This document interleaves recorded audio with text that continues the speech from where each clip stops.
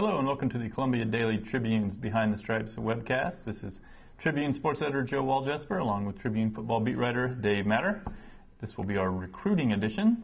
Dave, obviously the big news that came out of signing day was Missouri gets the number one recruit in the nation, Dorial GreeneBeckham, a wide receiver from Springfield.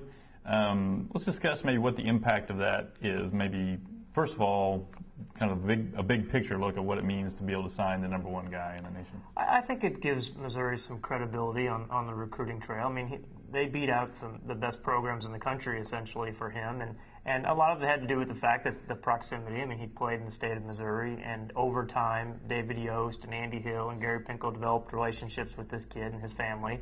That doesn't mean they're going to go walk in the door of the top number one recruit in the country next year or the best recruit in Louisiana or Florida or Atlanta and suddenly become a factor there. But I do think it probably opens some eyes around the country that Missouri can hang with the best so-called recruiters around when it comes to a player. If anything, I think maybe it could open the eyes of kids around the state. If Missouri is a good enough place for the number one recruit in the country, then I think Missouri can sell to those kids, hey, then our program should be good enough for you.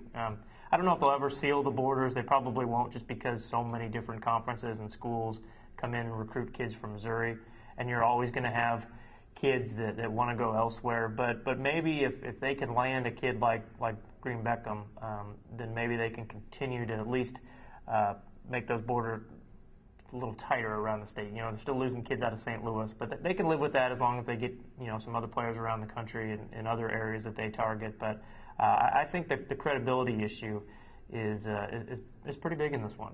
Yeah, I know when Missouri announced it's going to the SEC, Gary Pinkel was kind of like, this is our chance to make a big splash. And so when you got that chance and you have the number one recruit in your backyard, I think you got to get him. And that was, I think, maybe symbolically, that was a big deal for Missouri. Now, as far as whether he ever becomes a star in the field, you would assume he will, but you never know. Just how do you think they're going to use him on the field? What sort of role do you think they're going to have him play? Well, he's a guy, for one, that should be able to, if he lives up to the expectations. I don't know if he ever will, but just because the expectation is so high when you're the number one player. But he can stretch the field vertically, which they really haven't had a receiver do the last couple of years. I mean, they had Jeremy Macklin and Dorial Alexander, the dynamic guys that could do just about everything for you on the field. The last couple of years, they've been more the possession receiver types, which has been good enough to score points in the Big 12, but they haven't had that real true difference maker, and I think he has the potential to do that. I think they can line him up all over the place on the field. The inside receiver position, the slot positions, is generally where they put their best athlete, their best playmaker. That's where Alexander and Macklin played. It's where T.J. Moe has played the last 3 years, and where Michael Egnew has played the last couple of years. But you get a different type of athlete when you put a 6'6", 220-pound sprinter in there in what GreeneBeckham is. So I think he's a matchup nightmare for defenses when they try to cover a guy that's lining up closer to the ball than if you split him out wide, which I think they can also do. I mean, remember Alexander, they moved him all around. He was listed as an outside receiver that year when he was an All-American, but he played inside most of the time. And I don't think they'll, on paper, list GreeneBeckham as a tight end, but he'll essentially could play that tight end role in Missouri's offense, which is really just what you're seeing a lot of in the NFL now, just the stand-up tight end that's off the ball, but still creates a lot of matchup problems. What little I saw of him, on TV when he was playing, and then from the highlights, even though he's so big, he's pretty elusive. Like, he's in the open field. Maybe you don't see him with a tremendous amount of wiggle, but he doesn't get tackled. And he's a guy it's not just a potential thing. He was very productive. I think obviously the most productive receiver in high school football history. So you're getting, both potential and production, size and speed and all that. Yeah. So that's why he was the number one recruit in the nation. Yeah. So he helps, because really, I think when you look at their receiving core now, they were returning some pretty good guys with T.J. Moe, with Marcus Lucas, maybe with Damian Washington in there, but they were maybe missing, like you said, the one guy that was kind of a game breaker, and that could be him. Yeah, and he's going to be a known quantity right off the bat from other defenses, assuming he plays right away, starts right away, which I think we can assume he will. They're probably going to have to focus on him, and that could open up things for those other receivers to be really productive. And then Missouri gets back to being more wide open, more diverse, less predictable. which they were last year. I mean, James Franklin spread the ball more evenly than Blaine Gabbert did before him, but I just think it makes your offense better and just gives you an edge against those good SEC defenses they're going to be facing. It might be the reemergence of the bubble screen. That was a disaster play from Missouri last year. They just could never get it blocked, and when they did, they weren't getting any yards out of it. But with a guy like that, he would be, I think, would concern defenses. Even if you throw the ball to him short, he could break it. Obviously, he's not the only member of this recruiting class. Kind of maybe go through some of the guys that you think maybe have the chance to contribute right away. This year, this previous class, there was none. Everybody redshirted. Yeah, this year I think could be a little bit different. Evan Boehm, offensive lineman from the Kansas City side of the state, Lee Summit West. He is the other national type recruit from this class. And generally, you don't think about offensive line playing right away in college.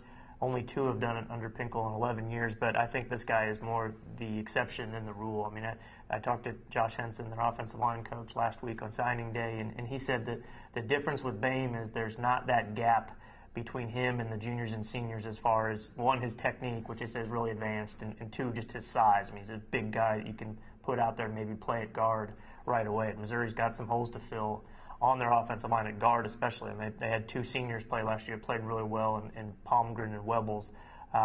He's got some work to do ahead of him, but he could be a guy that could slip in that rotation and play right away, which would be great for the future of their offense to be able to play a true freshman on the offensive line. Then they signed 4 linebackers, and I think you might see 1 or 2 of those guys maybe play like they do in the past, where Missouri's played a linebacker on special teams and played him a little bit at linebacker and gradually moved him in.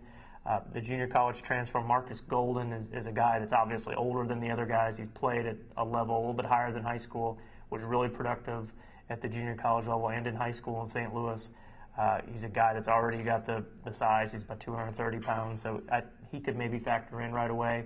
The two of the high school guys from St. Louis that play linebacker, they're really high on, and they think could maybe contribute immediately. Michael Shear from MICDS and Donovan Newsom from Parkway North, 2 guys that were just committed to Missouri a long time ago, so they didn't get a lot of attention in the recruiting world, but 2 guys that Missouri really likes in their system, very physical players. Shear, more of an inside guy. They compare him a lot to Will Ebner. I've heard that comparison. And you need big, tough guys like that in the SEC. And then offensively, too, tailback. I mean, you probably have to add somebody there. Most likely not getting Henry Josie back this year. You lose Devin Moore, so you only have 2 scholarship guys coming back that have played a lot. Marcus Murphy, who didn't play at all last year, and then, of course, Kendall Lawrence. So they signed 2 tailbacks. I think you might see 1 or both of them play.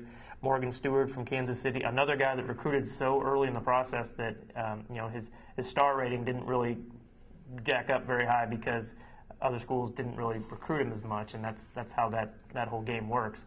But he's a guy that they describe kind of as a complete package. He can block, he can catch the ball. Before he was a featured back at Staley High School, he played tight end, he played some fullback too. So they really like just how physical he is. They think he can be a pass protector right away in their spread formations. And then Russell Hansborough is the other tailback, a kid from Texas who initially committed to Arizona State. They had a coaching change there, so Missouri was able to get in on him late.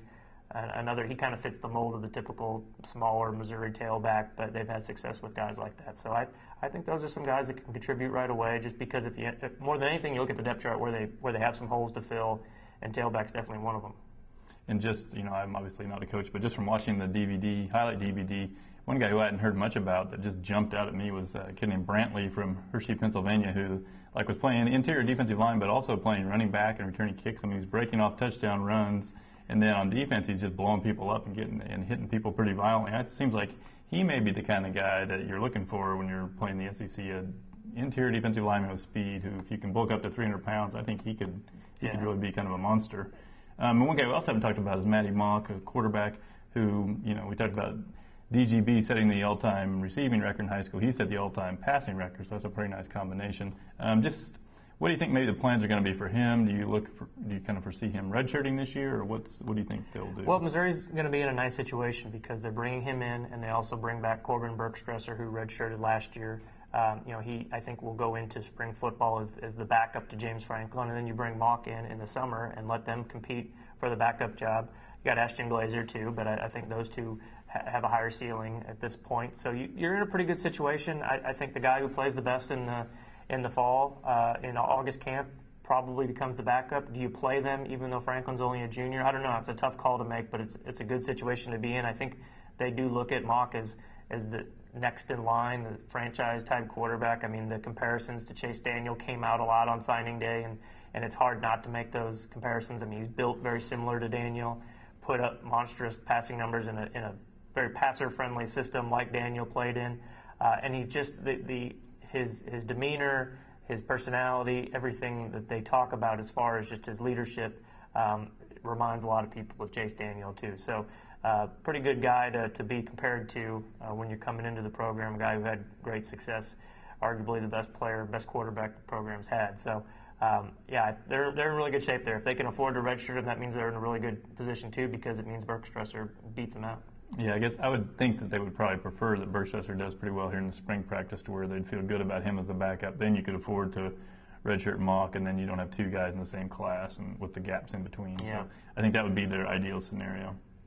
Lastly, there was a lot of talk about how moving the SEC would affect Missouri's recruiting. You did see them lose a few guys. They also gained a few guys. But just your thoughts on, in the end, how that did play out. Well, you look at the class and see where these kids are from, and nothing tells you that Missouri's going to the SEC, because they were generally from Missouri and from Texas and a few other states scattered around. The only really SEC state they got a kid from was Florida. Mm-hmm. But they are starting to, infiltrate those states, Atlanta, Georgia, and also Florida, to get in on some of these kids and just to make a presence down there. So that, I think, will be reflected more in the future classes if they have success down there.